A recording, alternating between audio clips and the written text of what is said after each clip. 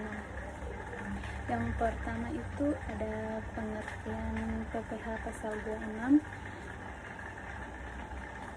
yaitu pengenaan pajak penghasilan menurut perundang-undangan perpajakan dengan dua sistem. Yang pertama, sistem pemenuhan sendiri dan sistem pemotongan. Adapun pengertian PPh pasal 26 yaitu pajak penghasilan yang dikenakan atau dipotong atas penghasilan yang bersumber dari Indonesia yang diterima atau diperoleh wajib pajak luar negeri selain bentuk usaha tetap yang pemenuhannya sebagaimana diuraikan di atas. Adapun sifat pengenaan terhadap PPh pasal 26 ini adalah final sehingga tidak dapat dikreditkan dengan pajak piutang lainnya. Dan untuk tarif PPh pasal 26 yaitu sebesar 20%. Yang kedua tentang pajak atas pajak penghasilan yang pengenaannya bersifat final dalam PPh pasal 4 ayat 2. Dengan mengacu pada pasal 4 ayat 2 Undang-Undang Pajak Penghasilan sebagai penghasilan tertentu yang pengenaan pajaknya diatur dalam peraturan pemerintah. Pertimbangan yang mendasar diberikannya perlakuan tersendiri antara lain adalah kesederhanaan dalam pemungutan pajak, keadilan dan pemeratan dalam pengenaan pajaknya, serta perkembangan ekonomi dan moneter. Penghasilan tertentu yang pengenaannya bersifat final meliputi bunga deposito dan tabungan serta diskonto sertifikat Bank Indonesia atau BSI. Berikut yang ketiga ada beberapa jenis penghasilan yang pengenaan pajaknya bersifat final. Terdapat beberapa jenis penghasilan yang pengenaan pajaknya bersifat final dengan dasar hukum, peraturan pemerintahan atau keputusan atau peraturan Menteri Keuangan akan disampaikan pada tabel berikut. Yang pertama ada penghasilan yang dikenakan PPh final tidak digabungkan dengan penghasilan yang dikenakan pajak dengan tarif progresif pada akhir tahun. Yang kedua, jumlah PPh atas penghasilan yang dikenakan PPh yang bersifat final tersebut tidak dapat diperhitungkan atau dikreditkan dengan PPh yang terutang atas penghasilan kena pajak yang dikenakan pajak dengan tarif progres pada akhir tahun. Dan yang ketiga, beban biaya pengeluaran untuk mendapatkan, menagih dan memelihara penghasilan yang pengenaan PPh-nya bersifat final tidak dapat dikurangkan dalam rangka perhitungan penghasilan kena pajak. Dalam Undang-Undang Pajak Penghasilan, pasal-pasal yang mengatur mengenai jenis penghasilan yang pengenaan pajaknya bersifat final terdapat dalam pasal 4 ayat 2, pasal 8 ayat 1, pasal 15, pasal 19 ayat 1, pasal 21, pasal 22, dan pasal 23 ayat 4. Ada beberapa contoh jenis penghasilan yang pengenaan pajaknya bersifat final. Salah satunya itu hadiah undian. Dasar hukum pengenaan pajak penghasilan atas hadiah undian adalah Peraturan Pemerintahan Nomor 132 Tahun 2000 tanggal 15 Desember 2000. Sedangkan yang menjadi objek pajak adalah hadiah undian. Pengertian hadiah undian adalah hadiah dengan nama dan dalam bentuk apapun yang diterima atau diperoleh orang pribadi atau badan yang pemberiannya melalui cara undian.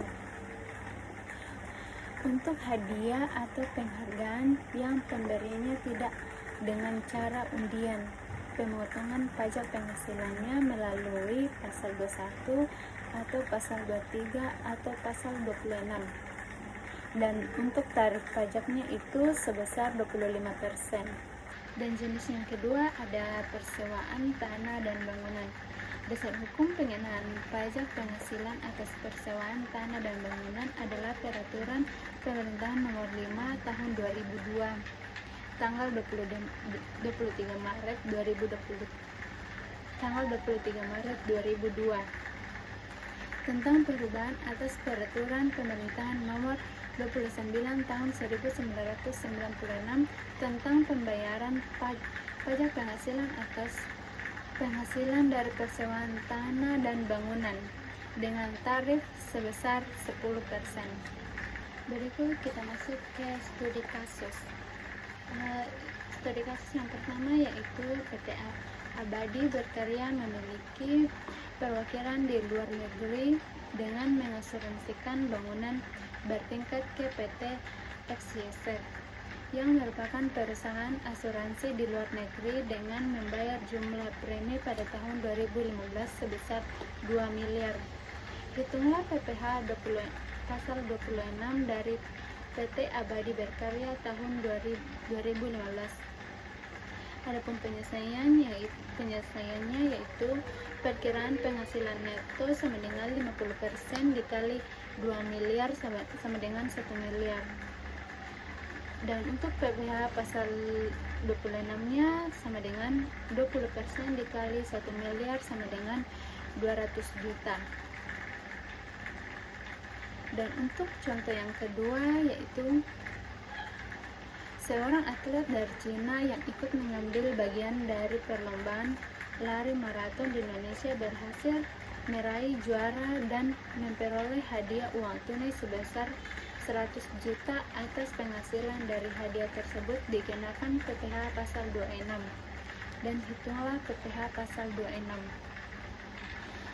Penyelesaiannya yaitu PPh pasal 26 sama dengan 20% dikali 100 juta sama dengan 20 juta. Berikut contoh kasus yang ketiga.